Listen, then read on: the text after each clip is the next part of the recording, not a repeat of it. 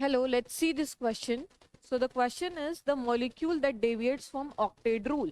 इनमें से कौन सा मॉलिक्यूल ऑक्टेट रूल से डेविएट कर रहा है? तो देखिए, सबसे पहले तो ये समझिए ऑक्टेट रूल क्या है. ऑक्टेट रूल की अगर हम बात करें तो ऑक्टेट रूल क्या बोलता है कि अगर किसी भी एटम को स्टेबिलिटी चाहिए, बेसिकली किसके लिए यूज होता है? स्टेबिलिटी बताने के लिए आपका क्या होता है? ऑक्टेट रूल का यूज होता है.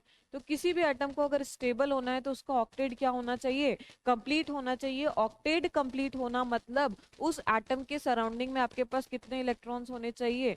8 इलेक्ट्रॉन्स होने चाहिए. तो 8 इलेक्ट्रॉन्स जब होंगे तो उस कंपाउंड की ऑक्टेट क्या होगा? कंप्लीट होगा. तो वो बोल रहा है इनमें से कौन सी स्पीशीज ऑक्टेट रूल से डेविएट कर रही है. तो इसको देखिए NaCl. तो NaCl के बारे में आपको पता होगा, ये आयनिक है. और अगर आयनिक है तो ये किस फॉर्म में एग्जिस्ट करेगा? Na+ और Cl-. इसका मतलब इसका भी ऑक्टेट कंप्लीट, इसका भी ऑक्टेट कंप्लीट. नेक्स्ट आ जाइए BeCl2. तो BeCl2 में अगर आप देखें तो ये आपका Be, इसके अगर आप स्ट्रक्चर की बात करें तो ये आपका क्या हो गया? ये आपका Be, पढ़ भी रखा होगा आपने. Cl2 मतलब कौन सा स्ट्रक्चर हो गया? लीनियर स्ट्रक्चर हो गया. अब देखिए ऑक्टेट रूल से कौन डेविएट कर रहा है, इनका क्वेश्चन ये है. तो बेरिलियम की अगर हम बात करें तो बेरिलियम का आपका एटॉमिक नंबर क्या होता है? 4. तो 4 होता है मतलब इसके पास कितने इलेक्ट्रॉन है आउटर मोस्ट शेल पे? 2 इलेक्ट्रॉन है जो कि क्या कर रहे हैं? बॉन्डिंग में पार्ट ले रहे हैं. तो यहाँ पे अगर आप देखें तो क्लोरीन के पास कितने होते हैं भाई? क्लोरीन के पास होते हैं 7. ठीक है, 2, 1, 2, 3, 4, 5, 6 और ये 7. तो यहाँ पे क्लोरीन का ऑक्टेट कंप्लीट है, क्लोरीन का ऑक्टेट कंप्लीट है. लेकिन अगर बेरिलियम की बात करें तो बेरिलियम के सराउंडिंग में आपको कितने एटम कितने इलेक्ट्रॉन दिख रहे हैं?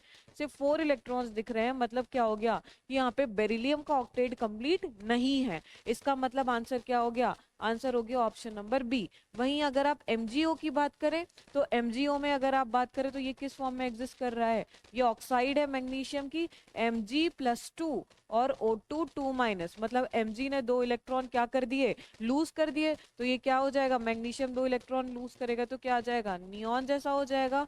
O2- 2 इलेक्ट्रॉन गेन करेगा, ऑक्सीजन 2 इलेक्ट्रॉन गेन करेगा तो क्या हो जाएगा? नियॉन. तो नियॉन जैसे इसका इलेक्ट्रॉनिक कन्फिग्रेशन हो जाएगा. मतलब इसका भी ऑक्टेट क्या है बच्चों? इसका भी ऑक्टेट कंप्लीट है. लास्ट आ जाइए NH3 पे. ठीक है, तो NH3 पे अगर आप बात करें तो आपको पता होगा NH3 जो होता है उसमें क्या होता है? ये है आपका NH3. ठीक है, NH3 कौन सा हाइब्रिडाइजेशन होता है इसमें?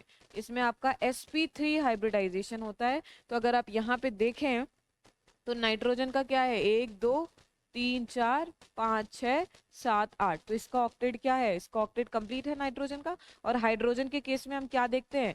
हाइड्रोजन बेसिकली इसका ड्यूप्लेट देखा जाता है, मतलब 2 electron.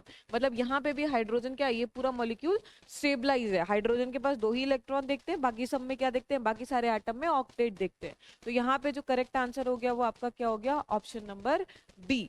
B is the correct answer. Thank you.